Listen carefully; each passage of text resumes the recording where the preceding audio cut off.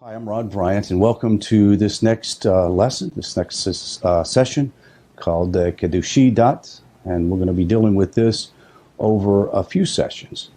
First, let me say that we are attempting in this course to examine the most difficult texts, which are often misinterpreted or misquoted without proper understanding. There are many people who will approach, and when I say people, I'm talking about Jews, who will approach a non-Jew and simply quote these verses or these texts from the Mishnah and claim that this is the fact without full understanding of what the full work of the sages say about the pious non-Jew.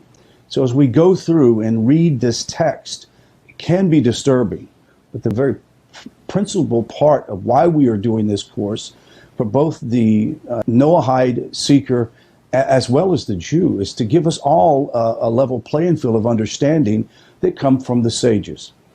For many years, I have wrestled with some of these concepts myself as being a Noahide and then a Noahide leader. And in themselves can be very, very troubling to read without understanding. So that's why this course is so very important for everyone to take and to actually go over the source material that are listed in the bottom of each one of the PDFs for the class. So take time, read through it, ask a lot of questions. Make sure that you send emails or show up to the 4 p.m. Central Standard Time Zoom Q&A session that we have every week, and you won't regret it. So let's get on to this idea, this fundamental principle, and it's called Kedushi Dot.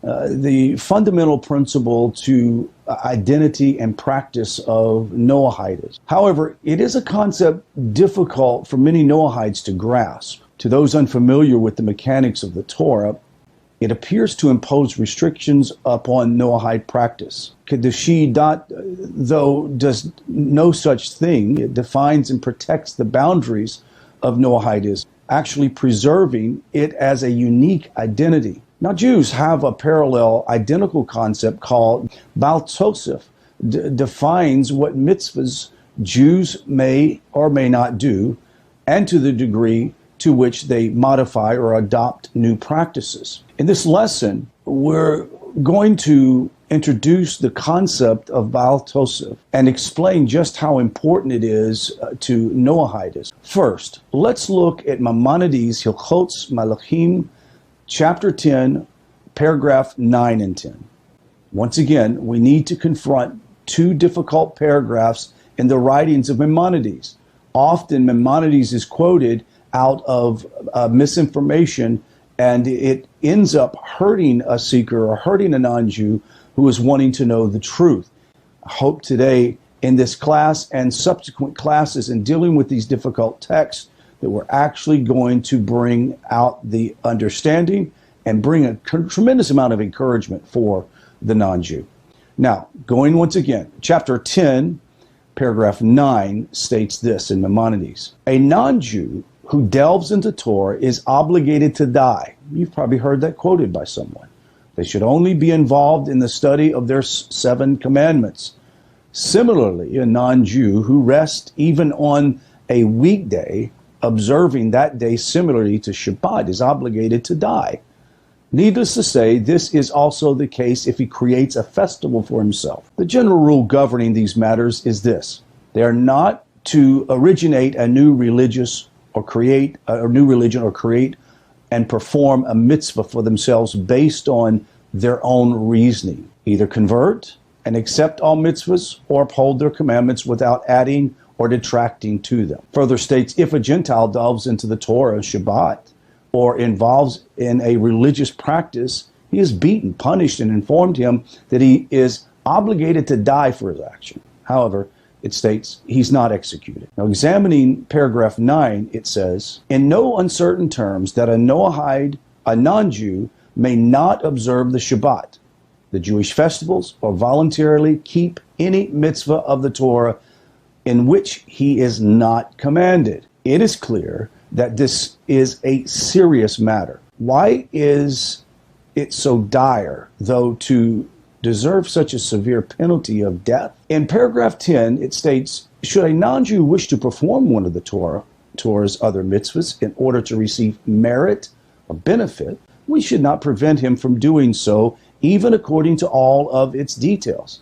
If he brings an animal to be sacrificed as a burnt offering, we should accept it. This seems to be a contrasting idea juxtaposed to what was just stated. In paragraph 10, it teaches us that the non-Jew may voluntarily perform a mitzvah in which he is not commanded as long as he does it for reward. What is the need for the curious qualification? If a non-Jew who keeps the Sheva mitzvot gives charity, then we should accept it from him. It appears to me that it should be given to the Jewish poor, for the non-Jew receives this sustenance from the Jewish community who is obligated to support him. In contrast, if a regular non-Jew gives charity, we should accept it from him and give it to non-Jewish poor. Let's examine the sources and see if we can glean some better information. Let's go through Maimonides again, this time looking at his sources and some of the problems posed by his words. Paragraph 9 states, a non-Jew who delves into Torah is obligated to die. They should only be involved in the study of their Sheva mitzvot, or their 7 commandments. In Talmud Sanhedrin 59a, it learns from Deuteronomy 33, verse 4, that the Torah is a unique heritage given to Israel.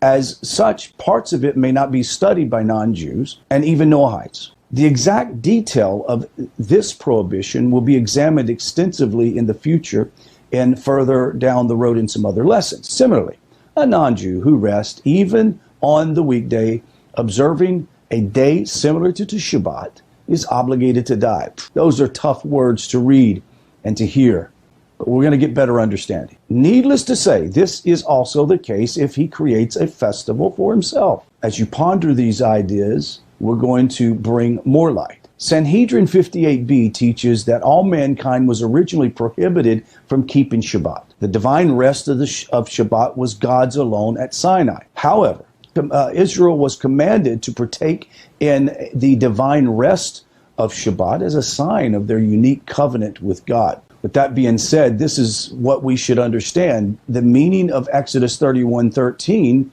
brings about a conclusion to this. You shall speak to the children of Israel, saying, you must keep my Shabbat, for it is a sign between me and the children of Israel. Very clear. A covenant sign between Israel, the Jewish people, and Hashem. In the Torah, the Hebrew word Shabbat may refer to the Shabbat, the seventh day, or any day upon which labor is prohibited by Torah.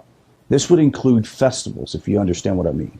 Noahides and Shabbat and the Shabbat festivals will be discussed extensively later on in the lessons to follow. The general rule governing these matters is this: they may not originate a new religion or create or perform a mitzvah for themselves based on their own reasoning. Very important words to nail down. Highlight it with your highlighter in your book, based on your own reasonings. We can go into details on that during the Q&A session. Either convert or accept all the mitzvot upon their commandments without adding or detracting from them. The words are in bold in Hebrew, and the term Kedushi dat is a very important term in understanding. From where does Maimonides derive this concept? Now, if a Gentile delves into the Torah or Shabbat or involves a religious practice, he's beaten, punished, and informed him that he is obligated to die for his actions. However, he's not exactly executed. Well, one would say, aren't I studying Torah now, taking this class? Obviously, the sages of Judaism have come to a clear understanding, and now we understand that there are rules that govern that, and you are now able to study Torah because of a better understanding of these texts. Let's look at paragraph 10. Should a non-Jew wish to perform one of the Torah's other mitzvahs in order to receive merit or benefit, we should not prevent him from doing so, even according to all of its details. If he brings an animal to be sacrificed as a burnt offering, we should accept it. So what does a non-Jew's motivation in doing a particular mitzvah mitigate the prohibition of Kedushi dat? Obviously, there are boundaries to this concept. So the big question is, what are those boundaries? If a non-Jew who keeps the Sheva mitzvot gives charity, we should accept it from him. It appears to me that it should be given to the Jewish poor, for the non-Jews receives this sustenance from the Jewish community, who is obligated to support him. In contrast, if a regular non-Jew gives charity, we should accept it from him and then give it to the non-Jewish poor. You understand? You see the difference? It is curious that this paragraph is here instead of Maimonides' section on the laws of charity. Why didn't he just mention it there? Well, he doesn't. Maimonides, Hilchot Melachim, chapter 10, paragraph 9 and 10. According to the Radbas, the most significant early explanation of this passage is from the Radbas, Rabbi David Zimra. In paragraph 9, it states, a non-Jew who delves in the Torah is obligated to die. We've repeated this 3 times now. They should only be involved in the study of their 7 commandments. Similarly, a non-Jew who rests, even on the weekday observing that day, similarly on the Shabbat, he is obligated to die. Needless to say, this is also the case if he creates a festival for himself. Now, the Radbas quotes Rashi, who writes in his commentary on the Talmudic source that rest means that any kind of rest for any reason. However, the Radbas adds this quote, this is if he establishes a day of rest. However, occasional cessation from labor is not prohibited. So what they're saying is this has to do with one non-Jew who says, this is my day of rest, which is commanded to me just like the Jews. That's creating another religion. However, one can rest. That's not what they were saying. They weren't saying that a non-Jew can't rest and have a cessation from their labor. Now, the general rule governing these matters is this. They may not originate a new religion or perform mitzvahs for themselves based on their own reasoning. That's the caveat. Either convert or accept all the mitzvahs or uphold the commandments without adding or detracting from them. Now, if a Gentile delves into the Torah or Shabbat or innovates a religious practice, he is beaten and punished. Inform him that he's obligated to die for his actions, and further states, however, he is not actually executed. Paragraph 10, repeating it again, should a non-Jew wish to perform one of the Torah's other mitzvahs in order to receive the merit and benefit, we should not prevent him from doing so, even according to all of its details. If he brings an animal sacrifice as a burnt offering, we should accept it. Now, it sounds like legalese doublespeak, but let me help you to further understand what the sages came up with and began to understand. The Radbas writes these words. He says, if he wants, or the non-Jew wants to perform a mitzvah, saying that he has an obligation in the matter, we do not allow him to do so. Do you understand that? The bottom line is if you say, I'm doing this because God commanded the Jewish people, and I am going to follow because God commanded me to do it, you're not allowed to do it. Because God clearly did not command you to do that specific thing. However, he may perform it in order to receive reward as one who performs a mitzvah voluntarily. You hear the clarity that's coming here. That means that as a non-Jew, there isn't a mitzvah, in general, there isn't a mitzvah that you cannot perform as long as you're doing it voluntarily, without obligation, purely out of your devotion to Hashem and His Torah. This is why Maimonides is careful to write this word, in order to receive merit/benefit. If a non-Jew performs a mitzvah under the belief that God has any expectation or desire of his mitzvah, it is tantamount to creating a new mitzvah for himself. Do you get that? So the idea is this. The reason why there's such pushback on a non-Jew doing Jewish mitzvahs is they want to make sure the non-Jew understands that he cannot create a new religion. He's forbidden to do that.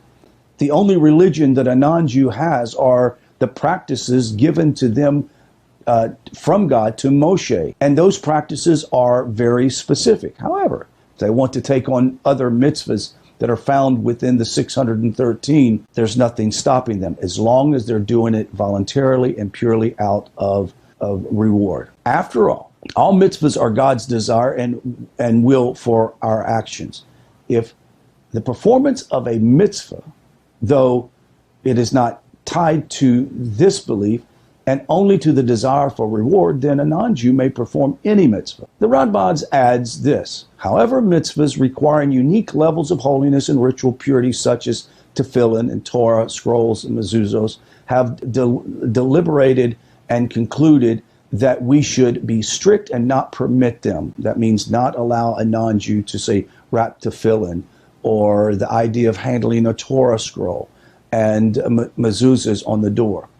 And now there are some rabbis, Rav Schwartz and others, who have made statements that as long as that person has permission from their rabbi to do so, he can do it, but it shouldn't be done what do you call haphazardly or willy-nilly.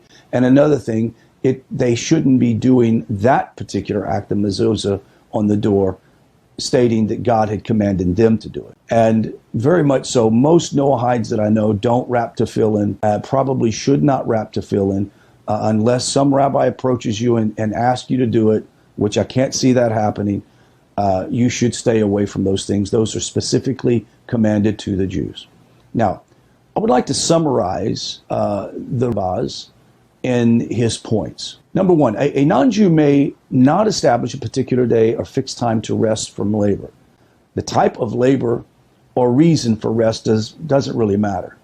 The Radbas is quoting and agreeing with Rashi on this point.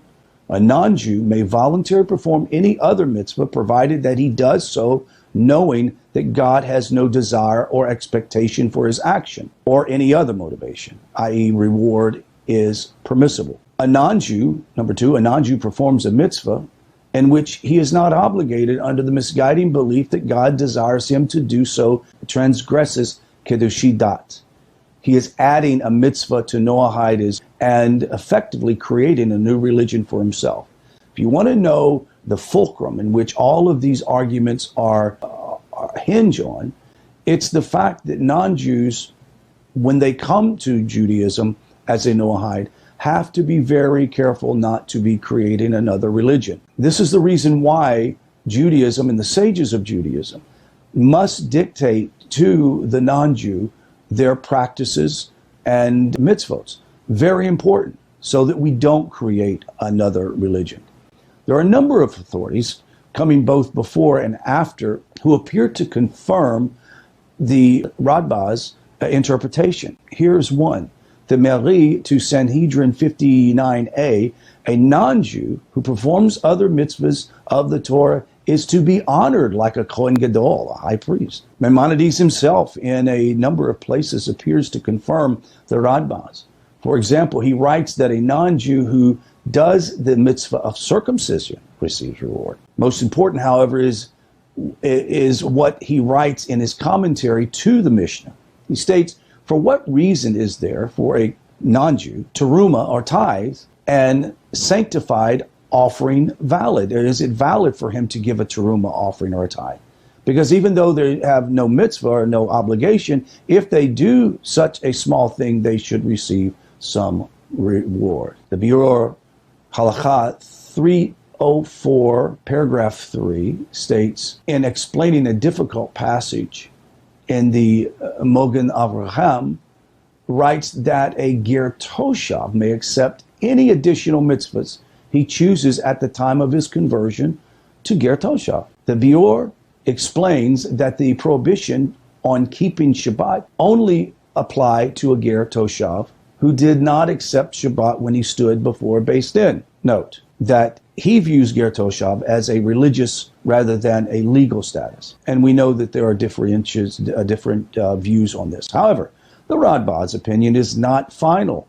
As we'll see, there are a number of difficult questions posed by Maimonides alone. The Talmud is unambiguously clear on this point. Noahides, who, for the sake of reward, perform mitzvahs in which they are not obligated, do not receive reward for doing so. How do they resolve this contradiction that we see with the sages? Now, we're going to examine this much closer all of these issues in the next lesson. Whenever you begin to take this course and begin to hear the different chapters and paragraphs of the Talmud, Mishnah, and the great sages of Judaism, we hear their legal arguments back and forth.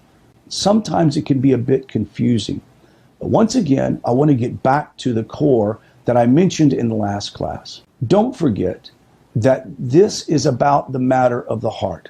The reason why that we seek guidance from Jewish rabbis and we seek guidance from the sages of Judaism is that we want to have a pure, unadulterated, authentic relationship with the Master of the universe, blessed be He. And how can we do it if we're convoluted in our thinking and trying to make religion in our own image? We're not here to do that.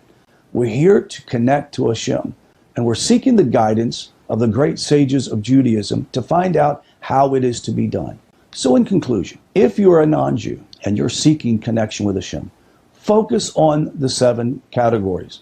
Focus on all of the roots that go into the many different mitzvahs and laws within the 613.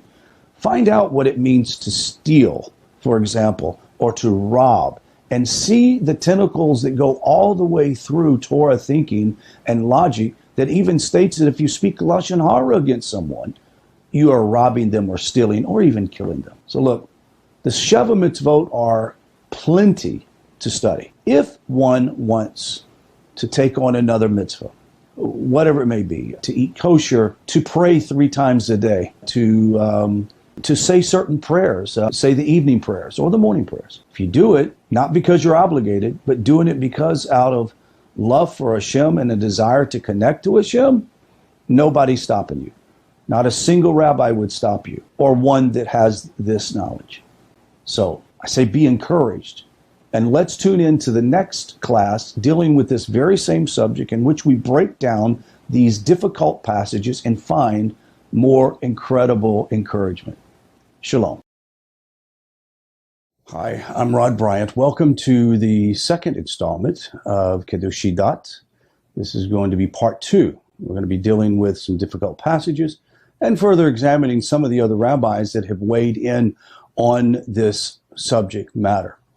One that obviously is a very well-known name is Harav Hagon Moshe Feinstein. Rabbi Moshe Feinstein was, along with Ovadia Yosef, one of the 2 most important deciphers of the code of Jewish law, Pashkum of the 21st century. Rabbi Moshe was a towering scholar whose influence, authority, and writings impacted the life of all Torah-observant Jews worldwide. He was particularly important to the North American Jewish community.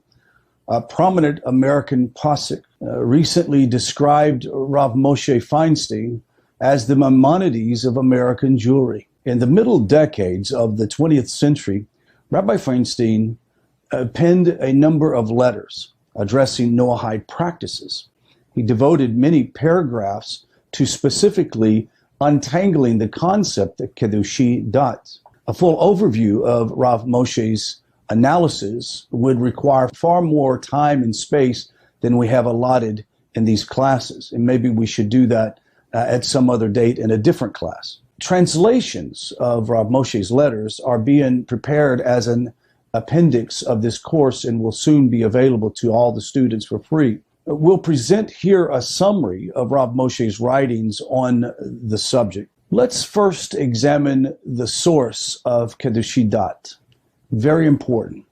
Just as Noahides have Kedushi, Jews have a similar prohibition to Kedushi called Baal Tosef, which specifically prohibits Jews from creating new mitzvahs or adding to and modifying existing mitzvahs. Non-Jews, however, do not have the prohibition of Baal Tosef.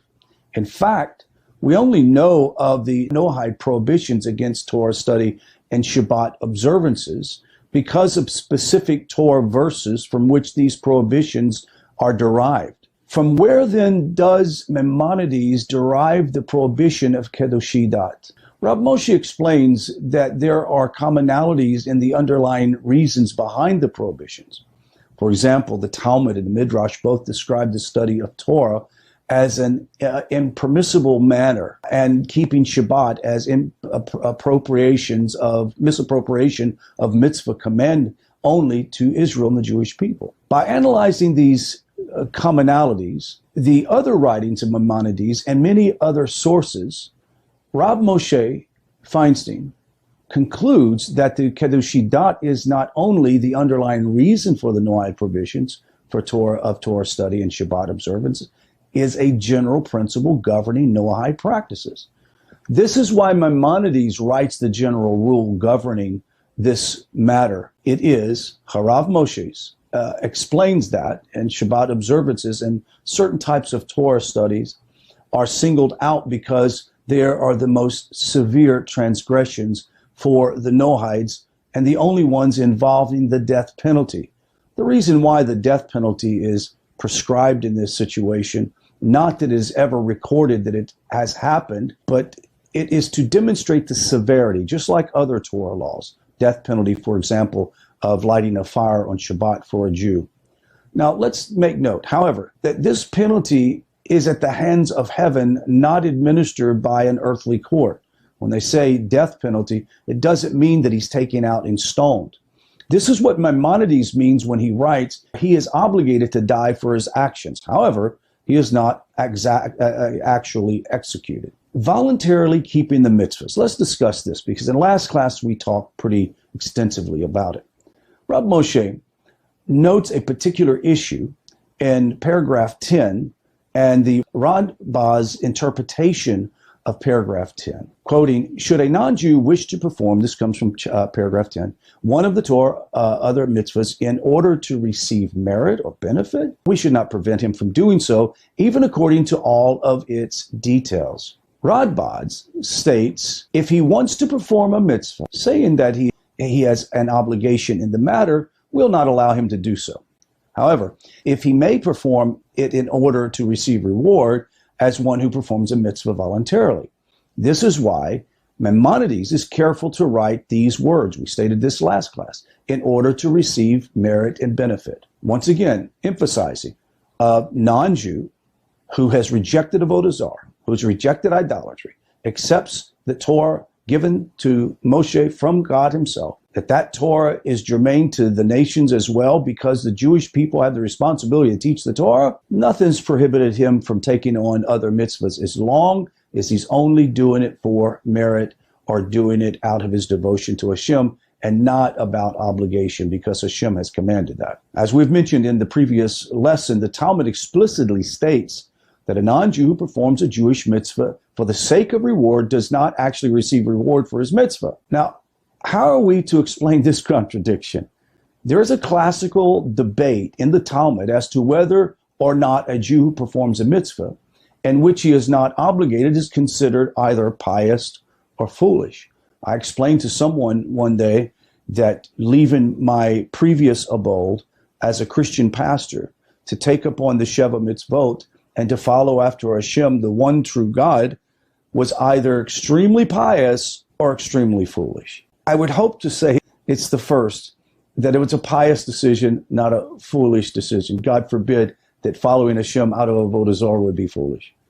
Now the Talmud, Yerushalmi, Shabbos 1, verse 2, states that a Jew who performs a mitzvah in which he is not obligated is a Hedyot, a foolish person. However, there are numerous examples in rabbinic literature of people receiving praise for such performance of mitzvahs. Why is the performance of a voluntary mitzvah sometimes called praiseworthy and sometimes called foolish?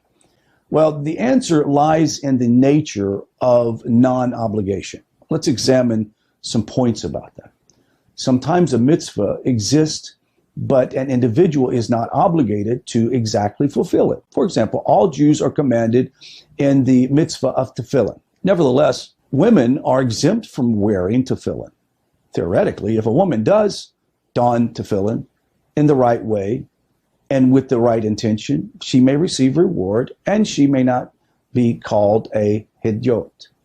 For example, it should be noted, this is theoretical. For many reasons, halakha, women do not wear tefillin. Rav Moshe discusses the relationship of a Jewish child under the age of 12 or 13 to the mitzvot. Below these ages, children are not obligated to the mitzvot. Nevertheless, a Jewish child is still bound to the covenant of the mitzvahs, even though their specific obligations have not yet been enforced. Rav Moshe writes that a child receives reward for their voluntary mitzvahs. In a case when no mitzvah exists for a person, but he performs the mitzvah anyway, such a person is called Hedyot, a foolish person. In this situation, the person is called foolish because their action is not holy and holds no spiritual value. That is the general case when people quote this to non-Jews without further explanation is very, very damaging. For example, on Sukkot, there is a mitzvah for Jews to eat and sleep in a sukkah. If it's raining, though, one is exempt from eating and sleeping in a sukkah. The Rama writes that a Jew decides to sit in a sukkah despite the rain is called Hedyot, foolish. In the case of rain, the mitzvah of eating and sleeping in the sukkah is not suspended. Rather, it has ceased to exist entirely. In such a case, the sitter is merely sitting outside in the rain rather than being a holy act. Their mitzvah has become a foolish one. Maimonides writes similarity in the Talmud Yerushalmi. It is stated, anyone who performs a mitzvah in which he is not commanded from the Torah is Hedyot. This is discussing someone who performs a mitzvah to which he is obviously no connection whatsoever. Then he is in effect adding to the Torah. However, one who does a mitzvah of the Torah according to the proper performance, even though he is not commanded in it, such as a woman receives reward. Maimonides adds to the definition of Hedyot, a Jew who performs a mitzvah that in which he has no obligation is called foolish, because he thinks that he is acting piously. However, he may actually be committing a transgression, and that transgression would be adding to the Torah. Now, to fully appreciate the concepts of Baal Tosef and Hedyot, we need to understand the idea of Bitul Hav Yeshuas, the nullification of ego and will, a very important term, and you can refer to it down in the source notes. Bitul, my will versus God's will. Let's examine that. Who defines for us what actions are holy or not? Can we decide that an act is holy or a mitzvah on our own? Well, of course, no, we cannot. The entire concept of a mitzvah is that God has defined it for us. And he's defined it in such a way that it is meaningful and holy, and what is not meaningful or holy. He determines that. Therefore, our will is to a large degree irrelevant. Our duty as servants of Hashem. God is Betul HaYesus, to nullify our will and search for a servitude of his will. We must strive to understand God's will, learn to recognize it, and learn how to fulfill it according to its specific details. The objective guidepost for determining God's will and its fulfillment is the study of Torah according to the principle of Torah, elucidated, handed down from time immemorial. In certain areas, God has given the man free leadway to the beauty of mitzvos, or to declare certain things holy or set aside for service of God. However, if a Jew decides to do a mitzvah where it clearly does not apply, that Jew is forcing his will upon God. If a Jewish farmer in the Midwest decides not to work his field on the Shemitah, the sabbatical year, and insists that he's doing it for God, he's called Hedyot, a foolish person. For one, the mitzvah only exists in the land of Israel. God's desire is only that the Holy Land rest on the sabbatical year, not any other land. To rest another non-holy land in the sabbatical year is to diminish the importance of Israel and the mitzvah of Shemitah. Second, our farmer is endangering his livelihood, which is pretty foolish. Lastly, if he loses his farm or creates tension among his family and business associations because of his religious observance, then it is also considered Chilul Hashem, meaning it discredits the name of God, a discretion of the Torah itself. All of the foregoing applies to Jews. The Jewish people are very stringently enjoined against the idea of forcing their will upon Hashem. Now, if this is the case for the Jew, Rav Moshe wonders why would we or should we assume that it is any different for the Noahides? After all, there are not two Torahs. The fundamental mechanism of Torah applies equally to Jews and to Noahides. It is vitally important for everyone wishing to adopt a Noahide identity to embrace this simple point. There are not two Torahs. The same mechanics that govern the Jewish observance of the 613 mitzvahs also govern the Noahide observance of the Sheva mitzvot. Just as the Jews have Baal Tosef, the Noahide has Kedushi Dat. The concept of Hedyot applies equally to both Jew and Noahide. Rav Moshe, reading of Maimonides and Radbas, and I'll read these texts again, a non-Jew, from paragraph 9, a non-Jew who delves into Torah is obligated to die. They should only be involved in the study of their 7 commandments. Similarly, a non-Jew who rests even on the weekday, observing that day, similarly on the Shabbat, is obligated to die. Needless to say, this is also the case if he creates a festival for himself. These two prohibitions are unique because they are the most severe. This is why they are singled out by the Talmud and Maimonides. The general rule of governing these matters is this: they may not originate a new religion or create performance of mitzvahs for themselves based on their own reasoning. That's what that text is about.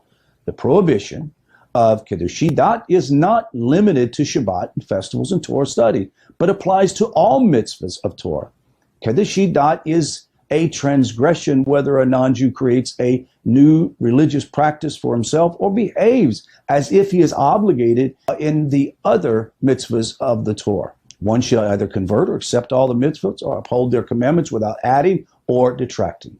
That's what the text says. Let's look at the most important point to this discussion. This point is perhaps the most important yet. The prohibition of Kedushi Dat does not exist to reduce or restrict the identity of a Noahide. Similarly, prohibition of Baal Tosef does not exist to reduce or restrict the identity of a Jew. Instead, Kedushi Dat exists to define the boundaries of Noahidism. It is clearly there to delineate where Judaism ends and Noahide begins. Noahides may drink from the same well as Jews and to share their core beliefs and values, yet it is a religious identity wholly separate and distinct from Jews. Noahides have their own special mitzvah and missions in the world, as Jews have theirs. Noahide is not a Judaism for non-Jews. Neither is being Noahide a way for non-Jews to participate in Judaism. For a non-Jew who wishes to observe the Jewish rules or festivals, and Maimonides teaches that conversion to Judaism is the only option. Now, with that being said, let me explain. Sometimes explaining your position or who you are or your identity to a non-Jew, non-religious person, or maybe a Christian or something else, sometimes you have to add the fact that your practice is Judaism. And I don't know how you get around that, bottom line. But clearly, we're not here to practice Judaism. We're here to practice the Torah as given to Moshe through the Jews. Are we drinking from the same well? Yes, we are. But we are most definitely walking by a different distinction. Let me add this too. I've said this on many different occasions in other lectures. Distinction is our holiness. Where the Kohen Gadol has his distinction from the other Levites, and the Levites have their distinction from the Israelites, and the Israelites have their distinction as being priests to the nations have their distinction. So when Hashem says, "Be holy as I am holy," we have to be distinct. We must be who we are. Hashem is who he is. You can't add to or take away from him. Hashem is who he is. Divine essence of holiness and purity. How are we to be holy as non-Jews? Be yourself. Follow after the Torah.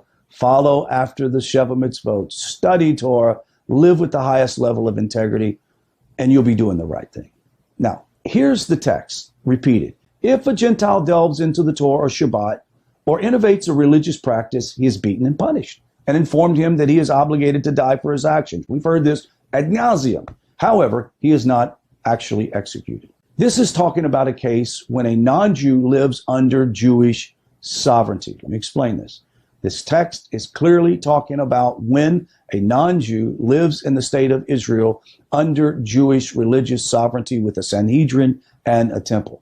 He is then liable to punishment for observing these mitzvahs. Especially, he is liable to death at the hands of heaven. Notice the words hands of heaven, meaning they don't take him out and stone him. It's left up to Hashem to make that decision. Now, paragraph 10 reads as such as this. We've read this again.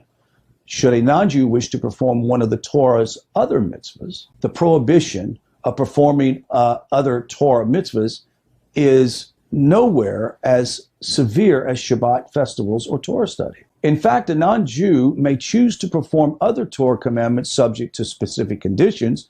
These conditions are considered boundaries of Kedushi dat. Should a non-Jew wish to perform one of the Torah's other mitzvahs, this indicates that a non-Jew may only occasionally perform other Torah mitzvahs. If a non-Jew decides to regularly observe one of these mitzvahs, he has effectively added to a religious observance and transgresses Kedushi dat. Remember the word, in order to receive merit or benefit. The Radbas writes this. If he wants to perform mitzvah, saying that he has an obligation in the matter, we don't allow him to do so. However, he may perform it in order to receive reward as one who performs a mitzvah voluntarily. This is why Maimonides is careful to write the phrase that we just said, in order to receive merit or benefit.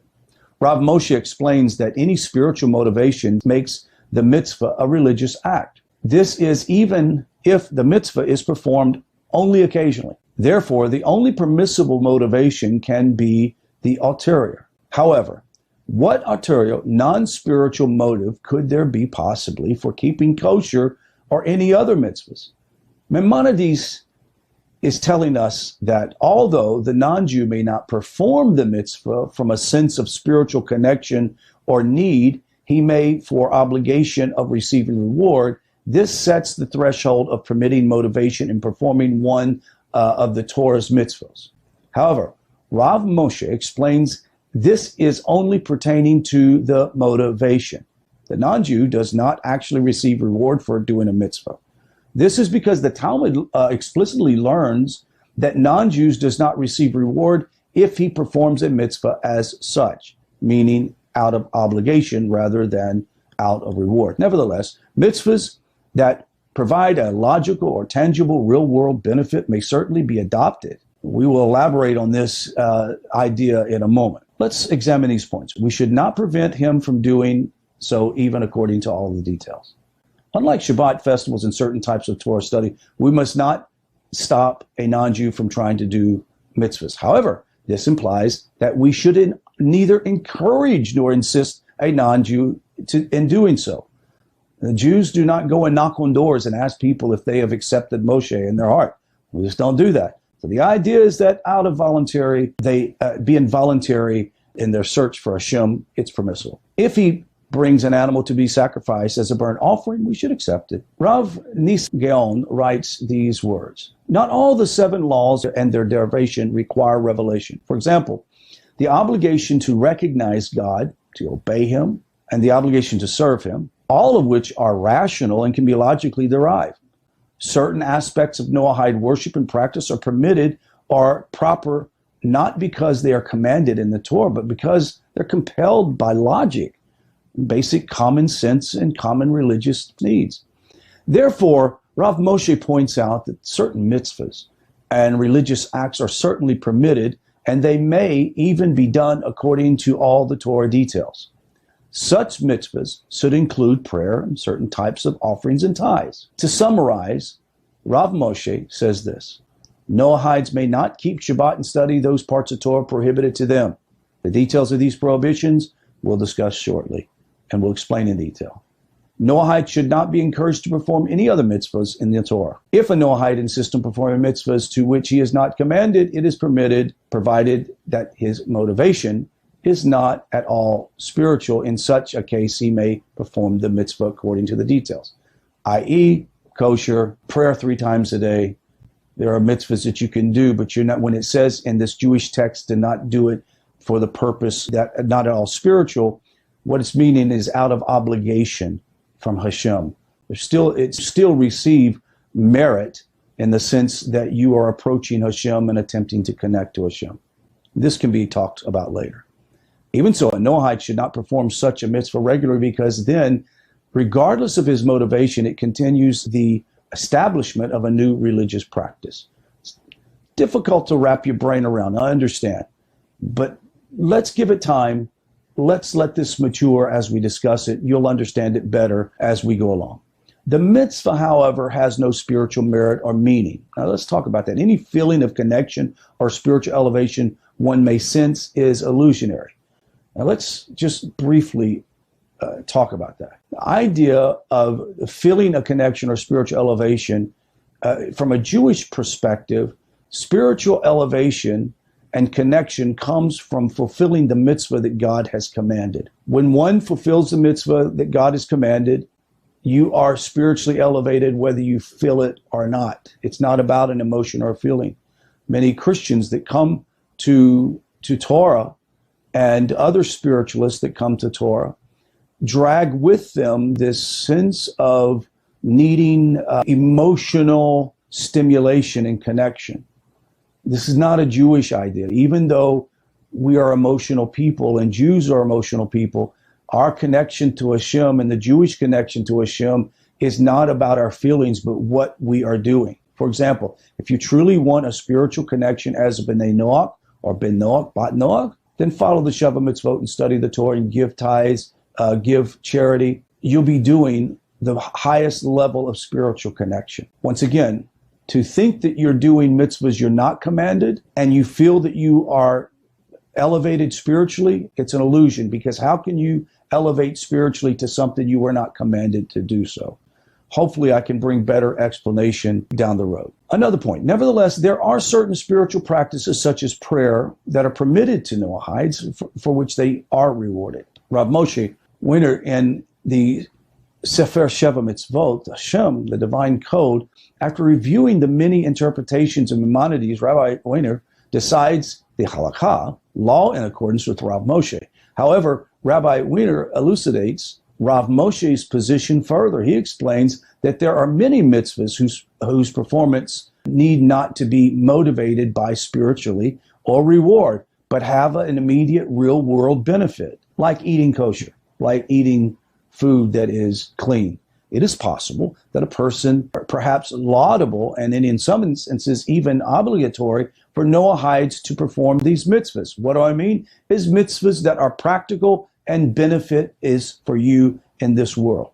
For example, ideas of showing charity and loving kindness to other people is very important, and it goes a long ways. It's practical. Maimonides writes, should a non-Jew wish to perform one of the Torah's other mitzvahs in order to receive merit or benefit, we should not prevent him from doing so, even according to all of its details. Now, Rav Feinstein explains that the word shechar may be understood as merit or benefit.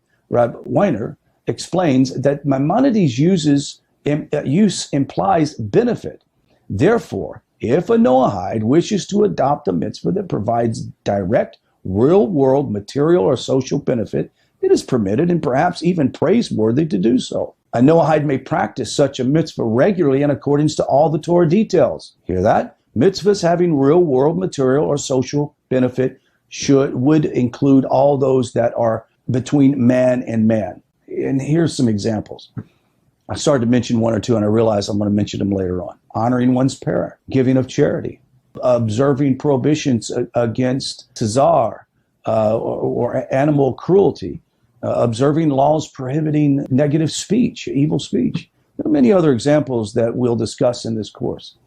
There are a number of religious observances that are between man and God, and that may also be observed, as we'll discuss later on. Now, Rabbi Feinstein and Rabbi Feinstein's conclusions on Kedushi outline the guiding principles, determining whether or not a Jewish mitzvah may be practiced by a Noahide. I realize that if this is the first time that you've attended some type of extended lecture or detailed lecture on Torah law, it might be a little mind-boggling. And sometimes it appears that you have juxtaposed opinions in the same text and things that seem to be out of kilter with what other people are saying. This is the nature of legal talk, even in the world that we live in civil law. I'll give you some examples of what we're talking about as a practical example. When it says that a Noahide who takes upon himself mitzvahs that were not obligated to him by Hashem, it's considered foolish. Why would you do it? It doesn't give you any benefit. Why would you do it? Now, if you were to say, I like doing it, it's a good practice of discipline for me, there's nothing prohibiting you from doing it. However, you've got to be careful not to intimate that it is an obligation from Hashem to you for you to do, because it would mean that we are developing a new religion. Here are some examples. I live in the great state of Texas in the United States of America. And in the state of Texas, there are probably more laws that govern me driving from here to downtown Houston about 45 minutes than there are Torah laws. There are so many laws in the state, just like any other state, just like any other country in the world. There are laws that govern people according to their category and to their job and to their position and to their distinction. So therefore, pharmacists in the state of Texas have laws that they have to abide by that I'm not obligated to abide by. Now, what if I decided to read those laws and say, I think I'm going to follow some of these laws that the pharmacist does, because it makes me feel good. It makes me feel like, I have a little bit of extra discipline and understanding in my life about medicine. Well, most people would call you foolish for doing that. It just doesn't make sense. However, there's nothing prohibiting you to do that. However, if you do those things, acting as if you're obligated, you are then in danger of violating the law, impersonating a pharmacist. You get what I'm saying?